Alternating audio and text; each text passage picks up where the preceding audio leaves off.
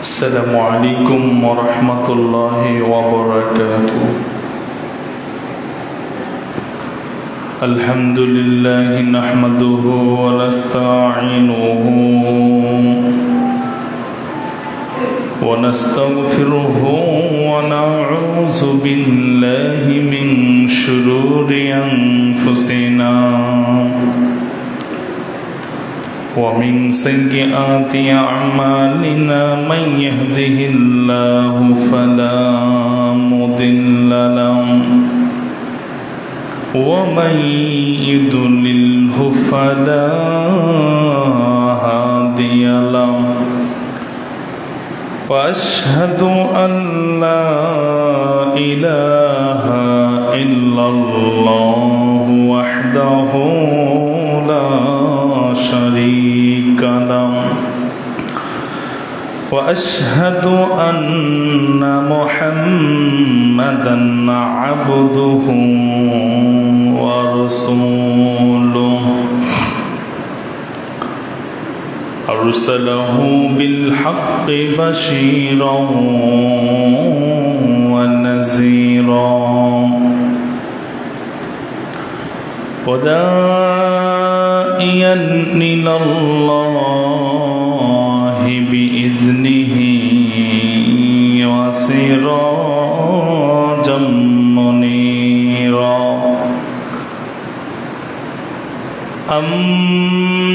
أما بعد فإن خير الحديث كتاب الله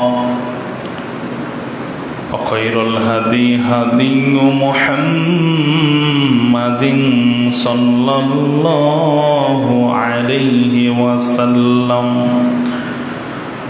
وشر الأمور محدثاتها وكل محدثات بدعة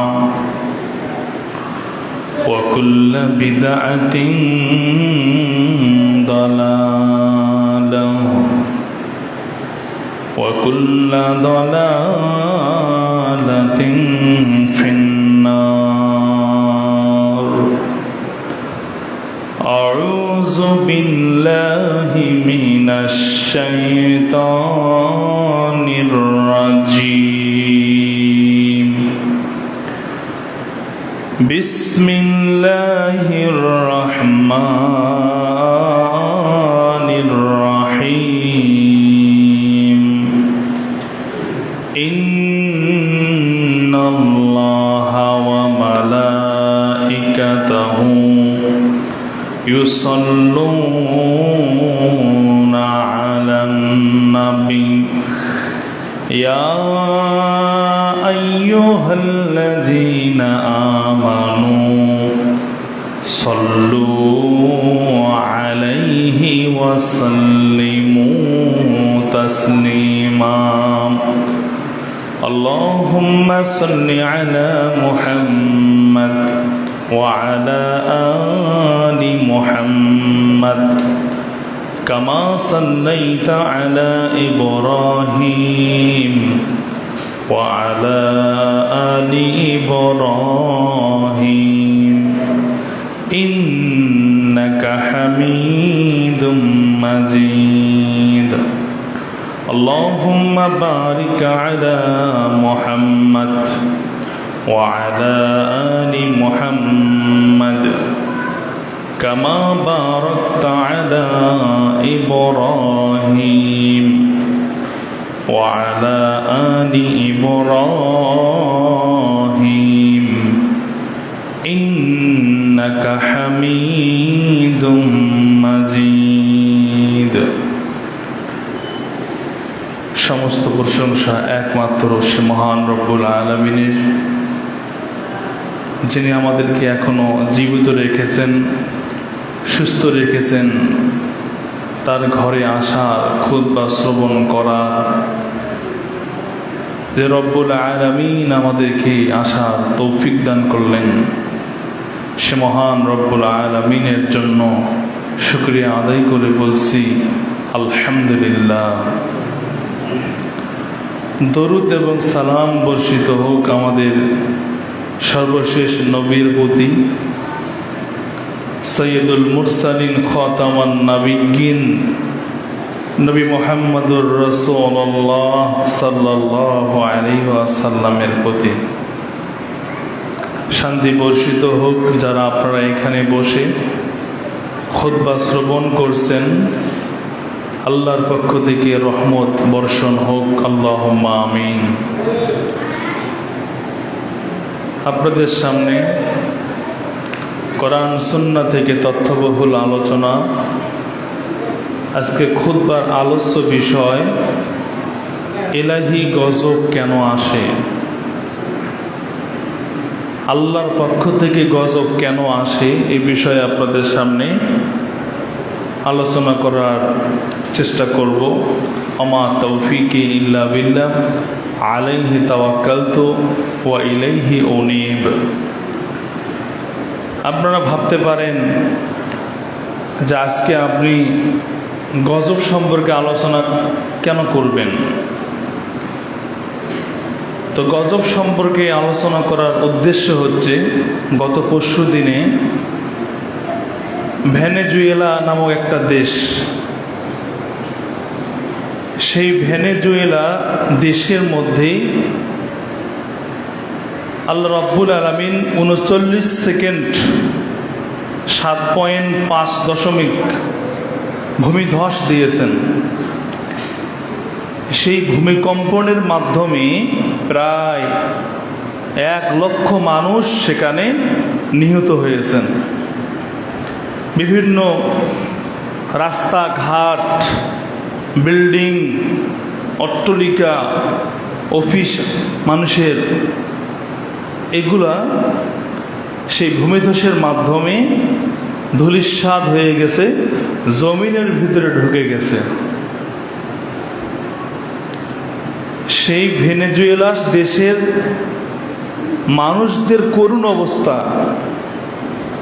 যারা এটা বিভিন্ন মিডিয়ার মাধ্যমে দেখেছে তারা বুঝতে পারবে যে তাদের দেশের অবস্থাটা কি। মানুষগুলো দেশে হারা, এক একজনের এক এক অবস্থা। দেখে মনে হচ্ছে মানুষগুলো নেশাগ্রস্ত, যদিও তারা নেশা করে নাই, কিন্তু তাদের ছুটাছুটি দেখে, তাদের আচার আচরণ দেখে মনে হচ্ছে তারা নেশা করেছে। রবের আল্লাহ রাব্বুল আলামিনের শাস্তি এই ভূমিকম্পনের মাধ্যমে তাদেরকে এমনভাবে বেকুল করে রাখা হয়েছে, মানে নেশাগ্রস্ত করে রাখা হয়েছে। যদিও তারা নেশা করে নাই, কিন্তু তাদেরকে দেখে মনে হচ্ছে নেশাগ্রস্ত। আল্লাহর আযাব আসার কারণে, আল্লাহর পক্ষ থেকে ভূমিধস ভূমিকম্পন হওয়ার কারণে তাদের দেশের অবস্থা, মানুষের অবস্থা, সমস্ত কিছু একেবারেই ধূলিসাৎ হয়ে গেছে, ধ্বংস হয়ে গেছে।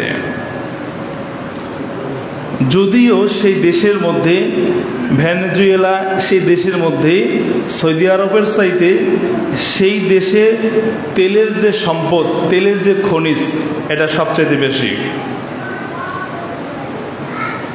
ধরা যায় তার দেশের মধ্যে সুন্দরী রমণী নারীরা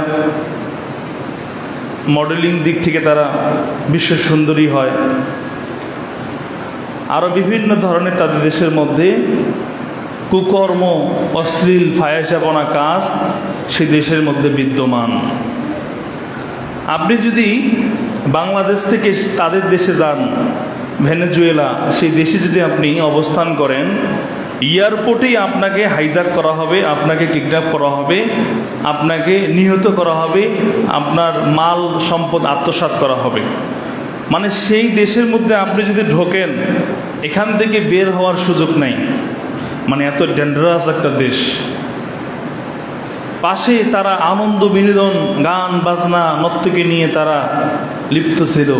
কিছুক্ষণ পরে তারা তাদের চোখের সামনে আকস্মিকভাবে দেখতে পাচ্ছে 10 তলা 15 তলা বিল্ডিংগুলো ভেঙে ভেঙে, মানে জমিনের ভিতরে ধসিয়ে যাচ্ছে, রাস্তাগুলো ফেটে যাচ্ছে। চোখের সামনে দেখছি। বিল্ডিং থেকে বের হওয়ার সুযোগ নেই। কেউ বা বিল্ডিংয়ের ভিতরেই নিহত হয়েছে। এটা হচ্ছে রবের পক্ষ থেকে একটা শাস্তি, গজব। তো সেটাকে কেন্দ্র করে আমি আপনাদের সামনে আজকে নিলাম যে এলাহি গজব কেন আসে। আরও কিছু মানে পূর্বের কিছু ইতিহাস আছে, আমি এগুলো আপনাদেরকে বলবো। আর বর্তমান বাংলাদেশের অবস্থা তেমন একটা ভালো না। বিশেষ করে যুবকদের অধপতন, যুবক সম্প্রদায়, মানে আমাদের জেনারেশন, যে ছেলেগুলো বড় হচ্ছে 10 বছর, 15 বছর, 20 বছর, 30 বছর, এদের অবস্থা ভয়াবহ। মানে আমরা যারা গার্জিয়ান আছি, আপনারা যারা মুরব্বী আছেন, আপনি ভাবতেই পারবেন না যে আপনি কোন জেনারেশন রেখে যাচ্ছেন। মানে আপনার প্রজন্ম কেমন হবে, তাদের অবস্থা কোন দিকে যাচ্ছে, আপনি কোন প্রজন্ম রেখে যাচ্ছেন, এটা ভাবার বিষয়। বর্তমান যুবকদের অবস্থা একেবারে করুণ অবস্থা। এই যুবকরা নেশা নিয়ে ব্যস্ত, জুয়া নিয়ে ব্যস্ত, এই যুবকরা বাজি নিয়ে ব্যস্ত, গেমস নিয়ে ব্যস্ত, বিভিন্ন অবৈধ আল্লাহ প্রদত্ত যেগুলো হারাম, আল্লাহ যেগুলো নিষেধ করেছেন, এগুলো কাজে মুসলমানের সন্তানরা আনন্দের সাথে করতেছে। তো এই জন্য বক্তব্য যত লাইভ হচ্ছে, আর আপনাদের উদ্দেশ্যে কথা, আমরা এখন পর্যন্ত ভালো আছি, সুস্থ আছি, আল্লাহর পক্ষ থেকে এটা একটা রহমত। এত পাপ করার পরেও, আল্লাহদ্রোহী কাজ করার পরেও, নামাজ না পড়ার পরেও যে আল্লাহ আমাদেরকে এখনো সুস্থ রেখেছেন, ভেনেজুয়েলার মতো মানুষদের মতো অবস্থা এখনো করে নাই। এটা হাজার শুকরিয়া যে আল্লাহ আমাদের এখনো আমাদেরকে সময় দিচ্ছে, সুযোগ দিচ্ছে, যাতে করে আমরা পরিবর্তন হয়ে রবের দিকে, ইসলামের দিকে, মসজিদের দিকে যেন আমরা ধাবিত হতে পারি। রব আমাদের সৃষ্টিকর্তা আমাদেরকে সুযোগ দিচ্ছেন, আলহামদুলিল্লাহ বলেন।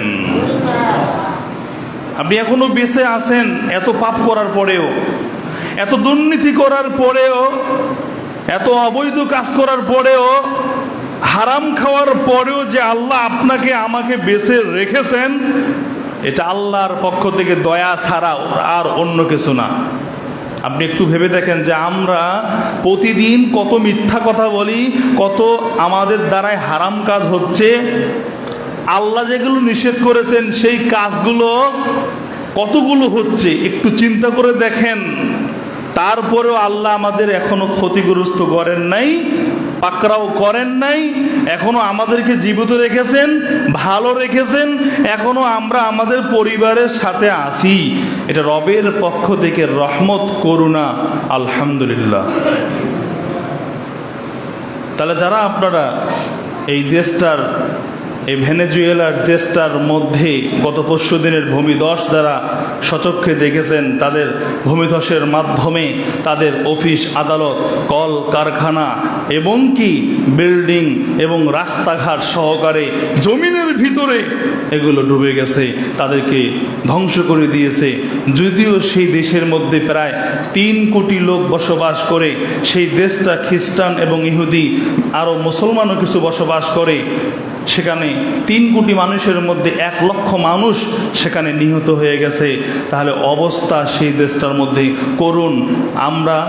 আমি যতটুকু ইউটিউব এবং গুগলের মাধ্যমে সার্চ দিয়ে দেখতে পেলাম সেই দেশের তথ্য, সেই দেশের মধ্যে আপনার যাবতীয় অশ্লীল ফাহেসাপনা, কুকর্ম অনেক কিছু সেখানে সংগঠিত হয়। আপনি যদি বাংলাদেশ থেকে সেই দেশে যান, এয়ারপোর্টে নামার সাথে সাথে আপনি সেখানে হাইজ্যাক হয়ে যাবেন, আপনার মাল সম্পদ আত্মসাৎ হয়ে যাবে, সেখান থেকে বের হওয়ার সুযোগ একেবারেই কম। এমন একটা ডেঞ্জারাস মার্কা এবং সেখানে অনৈতিক এবং সেখানে অশ্লীলতা কাজ যেখানে জড়িত এবং সবসময় সেই কাজগুলো হচ্ছে। আমরা দোয়া করি আল্লাহ সুবহানাহু ওয়া তাআলা সেই দেশটার ওপরে রহমত নাজিল করুক, আল্লাহুম্মা আমিন। দিনী ভাই হিসাবে, মুসলমান হিসাবে আমরা দোয়া করি যে সমস্ত দেশগুলোতে অনর্থক কাজ, অশ্লীল কাজ হয়, সেই দেশগুলোকে আল্লাহ রব্বুল আলামিন হেফাজত করুক, মানুষদেরকে হেদায়েত দান করুক, তাদেরকে হেফাজত করুক। সকলে বলেন আমিন। আল্লাহ রব্বুল আলামিন তিনি সূরা রুমের 41 নম্বর আয়াতে তিনি জানিয়েছেন, যহরাল ফাসাদু ফিল বাররি ওয়াল বাহরি বিমা কাসাবাত আইদিন নাস। এই জমিনের মধ্যে, জমিনে এবং জলে, পানিতে, সাগরে, আর জমিনের উপরে আর সাগরে যতগুলো আযাব আর গজব তোমরা দেখতে পাও, আল্লাহ বলছেন এগুলো তোমাদের 2 হাতের কামাই, 2 হাতের অর্জন। তাদের যে ভূমিধসের মাধ্যমে, তাদের যে দেশের যে অবস্থা করুন, ভূমিধসের মাধ্যমে রাস্তা ফেটে গেছে, বিল্ডিংগুলো জমিনের ভিতরে ডুবে গেছে, এটা রবের কোরআনের তথ্য থেকে আমরা জানতে পারি। তাদের যে দেশের অবস্থার যে অবস্থা, এটার জন্য দায়ী তারা নিজেরাই আল্লাহর পক্ষ থেকে নিজেদের কর্মের, অপকর্মের কারণেই, তাদের পাপের কারণেই আল্লাহর পক্ষ থেকে তাদের দেশে 1 লক্ষ মানুষ নিহত হয়ে গেছে। তাদের পাপের কারণেই, তাদের অন্যায়ের কারণে আল্লাহ রব্বুল আলামিন তাদেরকে শাস্তি দিয়েছেন। আল্লাহ আমাদেরকে শাস্তিগুলো থেকে হেফাজত করুক। সকলে বলেন আমিন। আল্লাহ তো অনেক মানুষের পাপকে ক্ষমা করে দেন, অধিকাংশ পাপকে আল্লাহ রাব্বুল আলামিন মাফ করে দেন। অল্প কিছু পাপের কারণে মানুষকে পাকড়াও করেন। সকল পাপের কারণে যদি মানুষকে পাকড়াও করতেন, তাহলে এই পৃথিবীতে কোনো মানুষ খাদ্য খেতে পারতেন না। অধিকাংশ মানুষের পাপ আল্লাহ রাব্বুল আলামিন মাফ করে দেন। সূরা নাহলের 61 নম্বর আয়াতে আল্লাহ বলেন, আল্লাহ যদি কোনো মানব জাতিকে তাদের পাপের কারণে পাকড়াও করতেন, তাহলে জমিনে কোনো বিচরণকারী প্রাণীকেই, এই জমিনের মধ্যে আশরাফুল মাখলুকাত মানুষ সহকারে জীব জন্তু জানোয়ার প্রত্যেক প্রাণীকেই আল্লাহ রাব্বুল আলামিন ছাড় দিতেন না। সম্মানিত উপস্থিতি, কিন্তু আল্লাহ রাব্বুল আলামিন মানুষকে ছাড় দেন, মানুষকে অবকাশ দেন। আল্লাহ রাব্বুল আলামিন অধিকাংশ মানুষের পাপকে ক্ষমা করে দেন, কিন্তু মাঝে মধ্যে মানুষকে সতর্ক করার জন্য আল্লাহ রাব্বুল আলামিন পাকড়াও করেন। আল্লাহ রাব্বুল আলামিন এই সমস্ত গজব দেন, ভূমিধস দেন, ভূমিকম্পন দেন, বিভিন্ন ধরনের আযাব গজব দিয়ে মানুষকে সতর্ক করার চেষ্টা করেন। আল্লাহ চাইলে এই 3 কোটি মানুষকে ধ্বংস করে দিতে পারতেন, আল্লাহ চাইলে ইহুদি খ্রিস্টানের গোষ্ঠীকে সাফ করতে পারতেন, কিন্তু আল্লাহ রাব্বুল আলামিন তাদেরকে ছাড় দিয়েছেন, তাদেরকে সুযোগ দিয়েছেন। এরপরও যদি তারা পরিবর্তন না হয়, তাহলে আল্লাহ রাব্বুল আলামিন তাদের এই দেশটাকে আল্লাহ রাব্বুল আলামিন লূত জাতির মতো, নূহ জাতির মতো তাদেরকে ধ্বংস করে দিবেন। আল্লাহ রাব্বুল আলামিন মাঝে মধ্যে মানুষকে সুযোগ দেয়, এই সুযোগকে কেউ যদি অপব্যবহার করে, তাহলে তার পরবর্তীতে যে বিপদ আসবে, এই বিপদ তার জন্য আরো ভয়ানক হয়ে উঠবে। অতএব পাপ করার পরেও আল্লাহ আমাকে শাস্তি দেন নাই, তাহলে আপনি বুঝবেন আল্লাহ আপনাকে সুযোগ দিচ্ছে, আল্লাহ আপনাকে সময় দিচ্ছে যাতে করে আপনি পরিবর্তন হয়ে যান। আপনারা এখানে বসে আছেন, চিন্তা করে দেখেন আমাদের কত পাপ, আমাদের কত অন্যায়, কত জুলুম আমরা মানুষের সাথে করি, এরপরও আল্লাহ আমাদেরকে শাস্তি দেন না। আপনি ধরেন, বুঝে নেবেন আল্লাহ আপনাকে সুযোগ দিচ্ছেন, ঠিক কিনা বলেন? অতএব এই সুযোগটাকে কাজে লাগান। আল্লাহ সুবহানাহু ওয়া তাআলা আমাদেরকে একটা নির্দিষ্ট সময়কাল দিয়েছেন, এ সময় যখন ফুরিয়ে যাবে আর এক মুহূর্ত আপনি বিলম্ব করতে পারবেন না, স্থানেই আপনি আক্রমণ হয়ে যাবেন। সম্মানিত উপস্থিতি, যুগে যুগে যতগুলো মানুষকে আল্লাহ রাব্বুল আলামিন এভাবে ধ্বংস করেছেন তাদের পাপের কারণে। কিসের কারণে বলেন তো সবাই?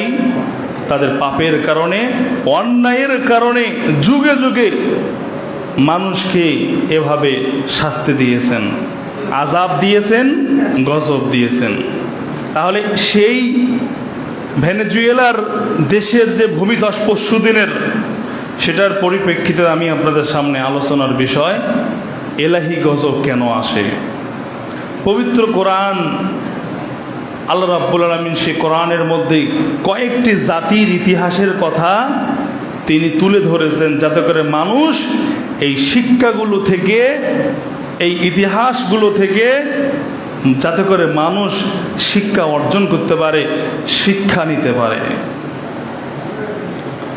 পবিত্র কোরআনের মধ্যে হুদ আলাইহিস সালামের জাতির কথা এসেছে, তার জাতিকে ধ্বংস করে দেওয়া হয়েছে।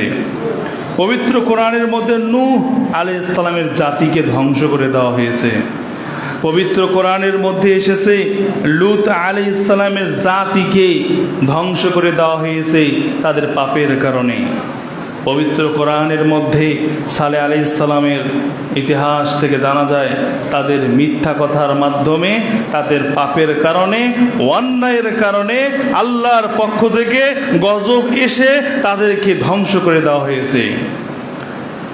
সম্মানিত উপস্থিতি, তাহলে আমরা যারা মুসলমান ঘরের সন্তান, আমাদের শিক্ষা নিতে হবে যুগে যুগে যেই জামানায় নবী অবস্থান ছিল, আল্লাহর পক্ষ থেকে পয়গম্বর, আল্লাহর মনোনীত নবী হওয়ার সত্ত্বেও সেই দেশে সেই জাতির মানুষেরা ধ্বংস হয়ে গেছে। এখন তো আমাদের সময় নবী নাই, নবী তো নাই, তারপরেও যে নবীর দোয়ার মাধ্যমে আমরা এখনো জীবিত আছি, ভালো আছি, আযাব থেকে যে আল্লাহ আমাদেরকে এখনো নিরাপত্তা দান করেছেন, করুণা করেছেন, রহমত দান করেছেন, আমরা আল্লাহর দরবারে শুকরিয়া আদায় করে বলি আলহামদুলিল্লাহ।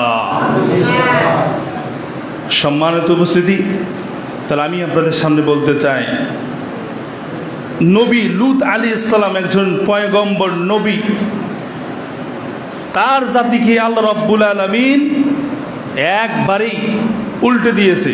মানে এই যে হাঁটাচলা করতেছেন না আপনারা মাটির ওপরে, এই মাটিটাকে একবারে উল্টে দেওয়া হয়েছে। মানে মানুষগুলো গেছে ভিতরে, আর ভিতরের পানি যে সমুদ্র সেটা উপরে উঠছে। মানে জমিনের ভিতরে তো সাগর আছে, আপনারা কি জানেন? এই যে মাটি থেকে আপনার টিউবওয়েল দিয়ে পানি উঠান, এটা কোথা থেকে আসে? সাগর থেকে আসে। তো লূত আলাইহিস সালামের কওমের মানুষেরা পুরুষে তারা অশ্লীল কাজ করত। মানে স্বামী স্ত্রী যে কাজ করে সেই কাজটা পুরুষে তারা করত। এই কাজ করার কারণে আল্লাহর পক্ষ থেকে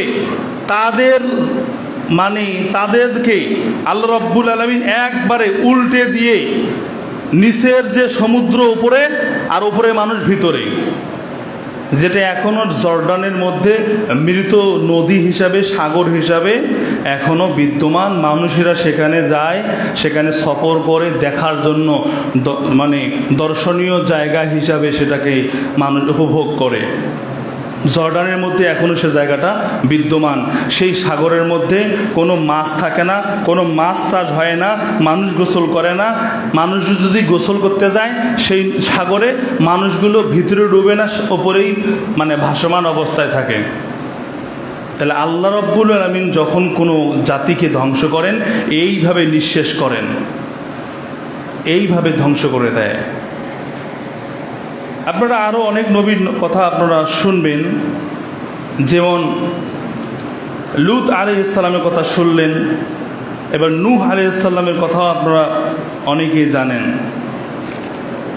আল্লাহ রাব্বুল আলামিন মানুষকে যুগে যুগে শাস্তি দেওয়ার একটাই উদ্দেশ্য, তাদের পাপের কারণে। কিসের কারণে? পাপের কারণে। নূহ আলাইহিস সালাম, আদম আলাইহিস সালামের পরে নবী হচ্ছে নূহ আলাইহিস সালাম। এই নূহ আলাইহিস সালাম তার জাতিকে দাওয়াত দিয়েছেন, কিন্তু তার দাওয়াতে কোনো মানুষ ফিরে আসে নাই। এক পর্যায়ে নূহ আলাইহিস সালামকে বলা হলো যে আপনি আপনার পরিবারের যারা অল্প সংখ্যক লোক যারা আপনাকে অনুসরণ করছে তাদেরকে নিয়ে নৌকায় উঠে আপনি অন্য একটা জায়গায় চলে যান, আপনার জাতিকে আমি ধ্বংস করে দেব। আল্লাহ সুবহানাহু ওয়া তাআলা নূহ আলাইহিস সালাম আল্লাহ রাব্বুল আলামিনের আদেশে তার এই অল্প সংখ্যক কয়েকজন লোককে নিয়ে তিনি রওনা করার সময় তার সন্তান কেনানকে বলছিল যে আমার বৎস তুমি আসো, আমার এই কালেমা তুমি গ্রহণ করো। ক্বালা ইয়া নূহ ইন্নাহু লাইসা মিন আহলিক, হে আমার সন্তান তুমি আসো, আমার তাওহীদ, আমার এই কালেমাকে তুমি গ্রহণ করে তুমি আমার দলে আসো, আমার কাছে ফিরে আসো, না হলে আল্লাহ রাব্বুল আলামিনের আযাব থেকে তুমি পরিত্রাণ পাবে না। আল্লাহ রাব্বুল আলামিন তাদেরকে যে শাস্তি দেওয়া হয়েছে, নূহ আলাইহিস সালামের সন্তান তার বাবার কালেমার দাওয়াত গ্রহণ না করে নূহ আলাইহিস সালাম চলে গেলেন। নূহ আলাইহিস সালাম বলছো তুমি যদি আমার দাওয়াত গ্রহণ না করো আল্লাহ রাব্বুল আলামিন প্লাবন দিয়ে, বৃষ্টি দিয়ে ধ্বংস করে ফেলবে। কেনান বলছিল তার সন্তান যে প্রয়োজনে পাহাড়ের উপর উঠে থাকবো যাতে করে পানি বন্যা আমাকে কোনো স্পর্শ করতে পারবে না। এক পর্যায়ে তার সন্তান কেনান নূহ আলাইহিস সালামের দাওয়াত গ্রহণ করেন নাই। আল্লাহ রাব্বুল আলামিন তার এই জাতিকে একেবারেই বন্যা এবং প্লাবনের মাধ্যমে একবারে ধ্বংস করে দিলেন। তাহলে এই যে দুই একটা ইতিহাস আমি আপনাদের সামনে বললাম, যুগে যুগে মানুষদের যে ধ্বংস, মানুষেরা যে নিঃশেষ হয়ে যায়, মানুষ যে ধ্বংস হয়ে যায়, তার একটাই কারণ, মানুষের পাপের কারণে। কিসের কারণে? পাপের কারণে। যারা পরে আসলেন, এই যে ভেনেজুয়েলায় যে গত পরশু দিনে যে ভূমিকম্পন হলো, তাদের 1 লক্ষ মানুষ মারা যাওয়ার পিছনের কারণ হচ্ছে, ভূমিধস আসার কারণ হচ্ছে, পবিত্র কোরআন এবং হাদিস থেকে জানা যায় এই ভূমিকম্পন আসে আল্লাহর পক্ষ থেকে মানুষের পাপের কারণে। কিসের কারণে বলেন সবাই? তাদের পাপের কারণেই তারা এই ভূমিকম্পনের মধ্যে তারা আচ্ছন্ন হয়েছে। তো পূর্বের যারা লোকেরা নবী রাসূলকে মানে নাই, আল্লাহর বিধিবিধান মানে নাই, তাদেরকেও কিন্তু এভাবে ধ্বংস করে দেওয়া হয়েছে। আল্লাহ রাব্বুল আলামিন তার প্রিয় নবী মুহাম্মদুর রাসূলুল্লাহ, নবীর প্রতি কি ভালোবাসা নাই আপনাদের? মুহাম্মদুর রাসূলুল্লাহ সাল্লাল্লাহু আলাইহি ওয়াসাল্লাম তিনি বলেন, ইন্না আখওয়াফা মা আখওয়াফু আলা উম্মতি আমালু কওমি লূত। আমি যে কুকর্মটি আমার উম্মতের মাঝে ছড়িয়ে পড়ার সর্বাধিক ভয় করি, মানে আল্লাহ রাসূল বলছেন, আমি যে কুকর্মটি আমার উম্মতের মাঝে ছড়িয়ে পড়ার সর্বাধিক ভয় করি তা হলো লূত সম্প্রদায়ের কুকর্ম। এই যে একটু আগে শুনলেন, লূত আলাইহিস সালামের জাতির লোকেরা স্বামী স্ত্রী যে কাজ করত, সেই কাজ পুরুষে তারা করত। নাউজুবিল্লাহ বলেন। আল্লাহর নবীর এটা ভয়, যে আমার ভয় হয় আমার উম্মতের মধ্যে একদল লোকেরা তারা লূত আলাইহিস সালামের জাতি যে কুকর্মের মধ্যে লিপ্ত হতো, সেই কর্ম আমার উম্মতের এক শ্রেণীর মানুষেরা করবে। নাউজুবিল্লাহ বলেন। তা আপনি দেখেন, এখন বর্তমানে আপনি দেখেন না, আপনি পৃথিবীতে আমাদের দেশ এবং বাহিরের দেশ প্রদেশগুলোতে দেখেন, লূত আলাইহিস সালামের যেই পাপ কুকর্ম, পুরুষে সমকামিতা, এটা আজকে দেশের মধ্যে এটাকে বৈধতা দেওয়া হচ্ছে, সার্টিফিকেট দেওয়া হচ্ছে। নাউজুবিল্লাহ বলেন। আমার নবী আজ থেকে 1450 বছর আগে যে কথা, যে ভবিষ্যৎবাণী তিনি বলে গেছেন, আজকে তা আমরা স্বচক্ষে দেখতে পাচ্ছি। সম্মানিত উপস্থিতি, তাহলে আজকের যুগেও এটা যদি ব্যাপক হারে বিস্তার লাভ করে, তাহলে আপনি ধরে রাখেন, আপনি মনে রাখবেন, লূত আলাইহিস সালামের যে অবস্থা হয়েছে, আজকের যুগেও সেই পাপ যদি বাস্তবায়ন হয়, তাদের যা গতি হয়েছে আজকে জামানাও তাদের সেই গতি মানুষের সে অবস্থায় হয়ে যাবে। নাউজুবিল্লাহ বলেন। কেন, সেই ভেনেজুয়েলাসের মধ্যে তো মুসলমানরাও থাকতো।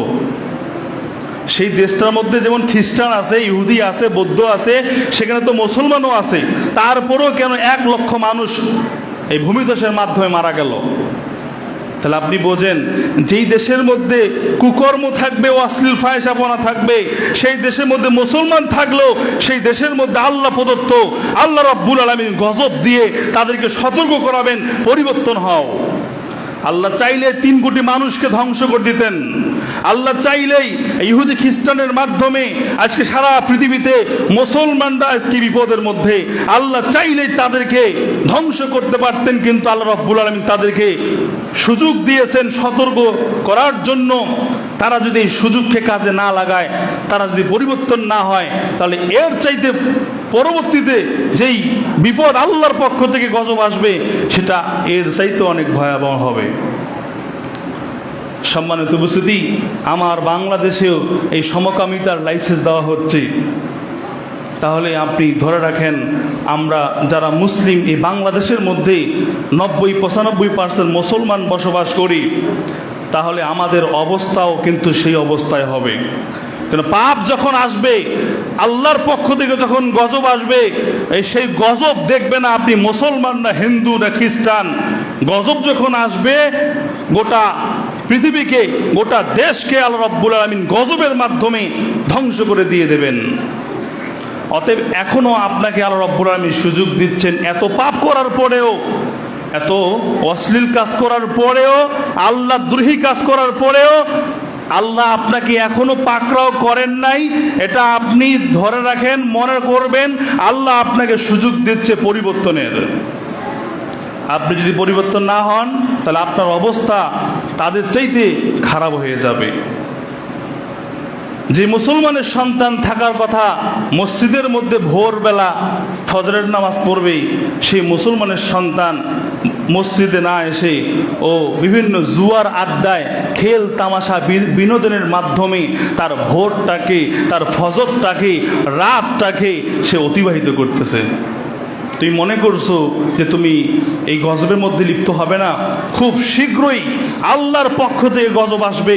যদি মুসলমান, যদি মানুষ পরিবর্তন না হয়, আল্লাহর পক্ষ থেকে গজব এসে আল্লাহ রাব্বুল আলামিন শাস্তি দিয়ে মানুষকে পরিবর্তনের সুযোগ দেবেন। অতএব এখনো সুযোগ আছে। মুসলমানের সন্তান আমরা যারা আছি প্রত্যেকেই আমরা এইভাবে আমাদের মূল্যবান সময়কে নষ্ট না করে আমরা এই সময়টাকে আল্লাহর কাজে, আমাদের বরকতময় কাজে যাতে করে আমরা ব্যয় করতে পারি। আল্লাহ আমাদেরকে বোঝার তৌফিক দান করুক। সকলে বলেন আমিন। আল্লাহ রাব্বুল আলামিনের রাসূল আজ থেকে 1450 বছর আগে তিনি বলেছেন, আমি আপনাদেরকে হাদিসটা প্রায় বলি, আল্লাহর নবী বলেছেন আমার উম্মতের উপরে আল্লাহর পক্ষ থেকে গজব আসবে, আল্লাহর পক্ষ থেকে গজব আসবে, আকাশ থেকে গজব আসবে, মানুষের আকার আকৃতি পরিবর্তন হবে, মানুষের চরিত্র পরিবর্তন হবে, মানুষের চরিত্র পরিবর্তন হবে, আকাশ থেকে গজব আসবে, বিভিন্ন জাতির পক্ষ থেকে মুসলমানের উপরে নির্যাতন আসবে, অত্যাচার আসবে। আপনি বলতে পারেন আল্লাহ রাসূল আজ থেকে 1450 বছর আগে তিনি বলে গেছেন কোন পাপগুলোর কারণে এই আল্লাহর পক্ষ থেকে গজব আসে, ভূমিধস, ভূমিকম্পন আসে। আল্লাহ রাসূল তা বলে গেছেন। আল্লাহ রাসূল বলেছেন ওয়াযালিকা ইযা শারিবুল খুমর, যখন লোকেরা নিষেধাজ্ঞ দ্রব্য সেবন করবে আল্লাহর পক্ষ থেকে গজব আসবে, মানুষের আকার আকৃতি চরিত্র পরিবর্তন হবে, বিভিন্ন বেধর্মীয় রাষ্ট্র থেকে মুসলমানদের উপরে নির্যাতন নিপীড়ন আসবে। তাহলে আজকে আপনি খেয়াল করে দেখেন, মুসলমানের সন্তান যুবকরা আজকে নেশাদার দ্রব্য নিয়ে তারা দিন কাটায়, রাত কাটায়, রাত্রি অতিবাহিত করে। ইবনে আব্বাস থেকে বর্ণিত মুহাম্মদুর রাসূলুল্লাহ সাল্লাল্লাহু আলাইহি ওয়াসাল্লাম তিনি বলেন, লায়ুবাইতান্না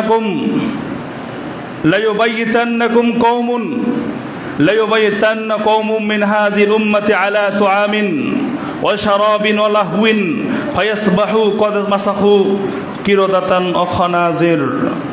আল্লাহ রাসূল বলেন, ইবনে আব্বাস থেকে বর্ণিত, অবশ্যই আমার উম্মতের কিছু সম্প্রদায় মানুষ রাত্রি অতিবাহিত করবে বিভিন্ন ধরনের খাদ্য, পানি এবং নেশাগ্রস্ত নেশাদার দ্রব্য সেবনের মাধ্যমে। আল্লাহ রাসূল বললেন, অবশ্যই আমার উম্মতের কিছু সংখ্যক মানুষ তারা রাত্রি উদযাপন করবে, রাত্রি অতিবাহিত করবে বিভিন্ন নেশাদার দ্রব্য, খাদ্য, পানির মাধ্যমে। আল্লাহ রাসূল বললেন, আমার উম্মতের কিছু সংখ্যক মানুষ রাত্রি অতিবাহিত করবে গান বাজনার মাধ্যমে। আল্লাহ রাসূল বললেন, আমার উম্মতের এক শ্রেণীর মানুষ তারা রাত্রি অতিবাহিত করবে বিভিন্ন নর্তকী, নাচনেওয়ালির মাধ্যমে। নাউজুবিল্লাহ বলেন। আল্লাহ রাসূল আরো অন্য হাদিসে বলেন, ওয়ায়াদরাবু আলা রুউসিহিম বিল মাআজিফ ওয়াল কাইনাত। আল্লাহ রাসূল বললেন, তাদের মাথার উপর গান বাজনা বাজবে, তাদের মাথার উপরে গান বাজনা বাজবে, নায়িকা নাচবে, নায়িকা নাচবে। এই হাদিস যখন পড়ছিলাম তখন সহজে বুঝতে পারি নাই। একজন বিজ্ঞ আলেমের বক্তব্য থেকে হাদিস যখন শুনতে পেলাম তখন আমি হাদিস সহজে বুঝতে পারলাম যে আল্লাহ রাসূল বলেছেন মানুষের মাথার উপরে নাকি নাচনোয়ালি, নায়িকা, গায়িকা নাচানাচি করবে, গান বাজনা বাজাবে। মানুষ আর মানুষের উপরে গান বাজনা, এটা কিভাবে বাজতে পারে? আপনারা কি মনে করেন? একটা মানুষ আর একটা মানুষের মাথার উপরে কিভাবে গান বাজনা বাজতে পারে? একজন মহিলা, একজন নর্তকী নাচানাচি করতে পারে, এটা আপনি কিভাবে বুঝতে পারবেন? আজকে আপনি দেখেন মঞ্চের নিচে অনেক মুসলমানের সন্তান, হিন্দুরা তো আছেই, পাশাপাশি মুসলমানের সন্তান যুবকরা মঞ্চের সামনে বসে আর মঞ্চের উপরে একবারে নর্তকী, এরপরে শর্ট কাপড় পরে পেট পিট বের করে নাচানাচি করে। এই হাদিসের ব্যাখ্যা হচ্ছে এটাই মুসলমানের সন্তান মঞ্চের নিচে বসে এইভাবে অশ্লীল নাচ গান বাজনা নর্তকী দেখবে, এইভাবে সামনে নাচানাচি করবে। আল্লাহ রাসূল এটাই বুঝিয়েছেন, বলেন নাউজুবিল্লাহ। মুসলমানের সন্তান গান বাজনা শুনে ইয়ারফোনের মাধ্যমে, আছে না নাই? যেই গান শোনার পরে আল্লাহ রাসূল কানের মধ্যে আঙ্গুল দিলেন, আর সেই গান মুসলমানের সন্তান ইয়ারফোন হেডফোন লাগিয়ে শোনে। তাহলে আপনি কি বুঝতে পারছেন অবস্থা কোন দিকে? মানে মুসলমান জাতি, মানে আমাদের জেনারেশন কোন পর্যায়ে চলে গেছে আপনি কি বুঝতে পারেন? যেই গান শোনা কোরআনের মধ্যে হারাম, আর সেই গান মুসলমানের সন্তান শোনা আরাম মনে করেছে, আরাম শান্তি মনে করেছে। যেই জুয়া আল্লাহ রাব্বুল আলামিন হারাম করলেন, সেই জুয়া মুসলমানের সন্তান রাত্রি জাগ্রত থেকে রাত্রি জাগরণ করে ও ফজরের নামাজ অতিবাহিত হয়ে যাচ্ছে 4টার সময়, ও আর্জেন্টিনা ব্রাজিল বিভিন্ন জুয়ার খেলার সে উন্মাদনা অবস্থায় পড়ে গেছে। আপনি বুঝতে পারেন মুসলমানদের অবস্থা কোন দিকে? আপনি কি এখনো ভেবেছেন যে আপনি এই শাস্তির মধ্যে মনে হয় লিপ্ত হবেন না? খুব শীঘ্রই এখনো যদি পরিবর্তন না হয়, তাহলে গত পরশু দিনে যে অবস্থা, যে দেশটার এই ভেনেজুয়েলার ওই দেশের মানুষদের যে অবস্থা, তাদের কুকর্মের কারণে তারা যেমন ভূমিধসের মাধ্যমে ভূমিধসের মধ্যে তারা লিপ্ত হয়েছে, 1 লক্ষ মানুষ মারা গেছে, নিহত হয়েছে। আজকে আমরাও যদি পরিবর্তন না হই, তাহলে আল্লাহর পক্ষ থেকে এই গজব, এই আযাব আমাদের জন্য অপেক্ষমান। আল্লাহ তুমি আমাদেরকে হেফাজত করো, সকলে বলেন আমিন। আপনি দেখেন প্রিয় ভাইয়েরা, মানুষ ইসলাম থেকে দিনে দিনে মানে কোরআন হাদিস দিন ধর্ম থেকে মানুষ উদাসীন হয়ে যাচ্ছে। বলেন তো কেন? মানুষ এই যে দিন ধর্ম, ইসলাম ধর্ম, কোরআন হাদিস, আলেম উলামা, ভালো মানুষের কাছ থেকে মানে দূরে সরে যাচ্ছে কেন জানেন?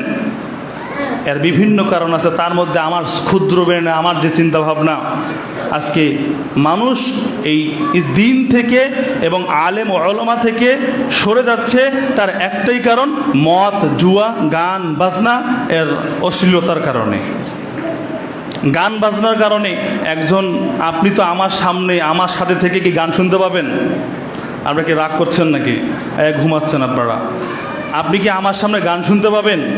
আপনার একটা লজ্জা হবে। আপনি ইমাম মানুষ, আপনি একজন দাড়িওয়ালা পাঞ্জাবিওয়ালা মানুষ, আপনার কাছে তো গান শোনা যাবে না। আমার সামনে তো আপনি মদ খেতে পারবেন না, আমার সামনে জুয়া খেলতে পারবেন না। আপনি একজন মুরব্বী মানুষের সামনে আপনি অবৈধ কাজ করতে পারবেন না। আপনি কি পারবেন রাস্তায় একটা মেয়েকে উত্ত্যক্ত করতে আমার সামনে, বা কোনো মুরব্বীর সামনে করতে পারবেন? পারবেন না। এই জন্য মানুষ আজকে এই মদ, জুয়া, অশ্লীলতার মাধ্যমে এগুলোর জন্য আজকে মানুষ দিনে দিনে মানে ইসলাম থেকে তারা সরে যাচ্ছে। আজান হচ্ছে, ওর খবরে নেই, ও টেলিভিশন দেখতেছে, ও মোবাইলে কথা বলতেছে, এরপরে মোবাইলে কিছু দেখতেছে, ও জুয়া নিয়ে ব্যস্ত আছে, খেলা নিয়ে ব্যস্ত আছে। ফজরের আজান হচ্ছে একদিকে, আর একদিকে গোল হয়েছে এই উন্মাদনায় তারা ব্যস্ত হয়ে আছে। তা আপনি কি জানেন, আপনি কি এখনো ভেবে আছেন যে আল্লাহ আপনাকে পাকড়াও করবেন না? একেবারে পাকড়াও হওয়ার সম্মুখীন অবস্থায় আমরা আছি। কিসের আপনার নামাজ, কিসের আপনার এগুলো তো কিছুই কোনো কাজে আসবে না যদি আপনি এবং আপনার পরিবার এবং আপনার জেনারেশনকে যদি আপনি পরিবর্তন করতে না পারেন। তাহলে যখন আল্লাহর পক্ষ থেকে গজব আসবে, ওই দাড়িওয়ালা টুপিওয়ালা হুজুর মুজুর সবাই ওই শাস্তির মধ্যে লিপ্ত হবে। এজন্য এখনো আপনার সময় আছে। আপনি পরিবর্তন হয়েছেন, এখন আপনার সমাজকে পরিবর্তন করান, সমাজের লোকদেরকে বাঁচান আপনি এই সমস্ত অপকর্ম থেকে। আজকে যদি হক কথা বলা হচ্ছে, ইমাম সাহেবের চাকরি নেই, ইমাম অবস্থা খারাপ। বিভিন্ন জায়গায় ইমাম সাহেব নেশাদার দ্রব্য নেশার বিরুদ্ধে কথা বলার কারণে হুজুরের রুমে নেশা মাদক দিয়ে হুজুরকে ফাঁসিয়ে দিচ্ছে। হুজুর নিজেই নাকি নেশা করে, নাউজুবিল্লাহ বলেন। আজকে কিভাবে আমরা কথা বলবো? এখন আপনারা যদি আমাদের পাশে না থাকেন, ইমাম হুজুর আলেমদের পাশে যদি আপনারা না থাকেন, তাহলে আপনাদের হক কথাগুলো কে বলবে? সত্য কথাগুলো আপনাকে কে জানাবে? কোনটা সত্য কোনটা মিথ্যা আপনাকে কে বলবে? এই কথাগুলো শুধুমাত্র মসজিদ ছাড়া আর কোথাও ওপেনলি ভাবে বলা যায় না। আমি আপনাকে ডাইরেক্ট বলতে পারবো না এই কথাগুলো, যে কথাগুলো মসজিদের মেম্বারে হবে, ঠিক কিনা বলেন? অতএব এই ইমাম এবং হুজুরদের নিরাপত্তা আপনাদেরকে দিতে হবে। আপনাদেরকে বলতে হবে, ইমাম সাহেব আপনি কথা বলবেন, আলেম সাহেব আপনি কথা বলবেন, আপনার বিরুদ্ধে যারাই কথা বলবে তার বিরুদ্ধে আমরা অ্যাকশন নেব ইনশাল্লাহ, বলেন। আমি কথা বলতেছি, এখন আপনারা যদি আমার পক্ষ হয়ে যদি আপনারা কথা না বলেন, তাহলে আমার এই কথা বলাই থাকবে, এই কথা মেম্বারেই থাকবে, মসজিদের চার দেয়ালের মধ্যে থাকবে, এই কথা কখনো বাহিরে গিয়ে এটা বাস্তবায়ন হবে না। যদি বাস্তবায়ন করতে হয় ঐক্যবদ্ধ হয়ে ইমাম এবং আলেমদের সাথে, মুসলমানদের সাথে ঐক্যবদ্ধ হয়ে একটা অন্যায়ের বিরুদ্ধে রুখে দাঁড়ালে অবশ্যই সেই অন্যায়কে প্রতিহত করা যাবে ইনশাল্লাহ, বলেন। অতএব আপনারা প্রত্যেকেই প্রিয় ভাইয়েরা, আমি জানি আপনাদের ইসলামের আপনাদের অনেক মহাব্বত আপনাদের অন্তরে আছে, কোরআনের ভালোবাসা আপনাদের মধ্যে আছে। লিল্লাহি তাকবীর একবার বললে সকল মুসলমানরা বেরিয়ে পড়ে, কিন্তু আমরাই লিল্লাহি তাকবীর দিচ্ছি, নারায়ে তাকবীর দিচ্ছি, আর আমরাই আবার জুয়া নিয়ে ব্যস্ত আছি, আমরাই আবার নেশাদার দ্রব্য নিয়ে ব্যস্ত আছি। তাহলে আমাদের এই ইমানের তরতাজা কোথায় যাবে? ইমানের পাওয়ারটা কোথায় যাচ্ছে? প্রিয় ভাইয়েরা, আমরা প্রত্যেকেই এই সমস্ত ফালতু বিনোদন আমোদ ফুর্তিতে সময় নষ্ট না করে আমরা প্রত্যেকেই ইলাহি গজব থেকে বাঁচতে হলে, রবের গজব থেকে বাঁচতে হলে এখনই আমাদেরকে সংশোধন হতে হবে। আমাদের পরিবারকে, আমাদের সমাজকে, আমাদের দেশকে পরিবর্তন করতে চাইলে আগে প্রথমেই নিজেকে পরিবর্তন হতে হবে। নিজেই পরিবর্তন হলে, আপনি যদি নিজেই একটা সৎ কাজ করেন, ও কথা মানুষকে বলবেন, এটা বাস্তবায়ন হবে। নিজেই আপনি করেন না, মানুষকে বলতে গেলে এ কাজ আপনার হবে না। এই জন্য আমরা প্রত্যেকেই আগে নিজে সংশোধন হই, নিজেই পরিবর্তন হই। আমরা প্রত্যেকেই যেন ইসলামমুখী হই, দিনমুখী হই, এবং অপকর্ম থেকে, অশ্লীলতা থেকে আল্লাহ যেন আমাদের এই জেনারেশনকে, আমাদের এই জাতিকে, আমার এই দেশকে আল্লাহ যেন হেফাজত করেন। সকলে বলেন আমিন। আমি আপনাদেরকে বলতে চাই, আপনারা প্রত্যেকেই সতর্ক থাকবেন, সজাগ থাকবেন। আমাদের এই দেশটাকে নিয়ে বিভিন্ন ধরনের চক্রান্ত শুরু হয়েছে। আমরা যদি মুসলমান ঐক্যবদ্ধ হয়ে থাকি, ঐক্যবদ্ধ হয়ে যদি আমরা থাকতে পারি, তাহলে মুসলমানের সন্তান আমরা যদি ঐক্যবদ্ধ হয়ে থাকি, আমাদের ক্ষতি কেউ করতে পারবে না ইনশাল্লাহ, বলেন। 1947 সালে এটা মুসলমান একটা রাষ্ট্র, হিন্দু একটা রাষ্ট্র, এটার ভিত্তিতেই 1947 সালে দেশকে ভাগ করা হয়েছে। এখন কেউ যদি এসে বলে এটা হচ্ছে হিন্দুদের দেশ, আমাদের বাংলাদেশকে কেউ যদি বলে হিন্দুর রাষ্ট্র, তাহলে এটা মেনে নেওয়া যাবে না। এটা হচ্ছে মুসলমান রাষ্ট্র। মুসলিম ইসলাম ধর্মের কারণে, দিনের কারণে এই বাংলাদেশকে আলাদা করা হয়েছে, এটা আপনারা মনে রাখবেন। 1947 সালের ইতিহাস আপনারা যদি পড়েন, তাহলে আপনারা বুঝতে পারবেন বাংলাদেশ এটা মুসলমানদের দেশ, বাংলাদেশ এটা ইসলামের দেশ, বাংলাদেশ এটা আলেম ওলামার দেশ, ঠিক কিনা বলেন? এই দেশকে নিয়ে যারাই চক্রান্ত করবে তার বিরুদ্ধে আমরা রুখে দাঁড়াবো, রাজি আছি তো ইনশাল্লাহ? আমরা প্রত্যেকে ঐক্যবদ্ধ হয়ে আমরা এই সমস্ত চক্রান্তের বিরুদ্ধে আমরা অবস্থান করব।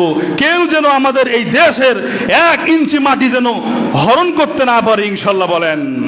আমাদের এই দেশের জন্য লক্ষ লক্ষ মা, লক্ষ লক্ষ বোন ভাই তারা রক্ত দিয়ে শহীদ হয়ে গেছে। আমরা যদি জীবিত থাকার পরে এই দেশকে রক্ষা করতে না পারি, তাহলে তাদের রক্তের সাথে, তাদের শরীরের সাথে আমাদের গাদ্দারি হবে, আমাদের বেঈমানি হবে।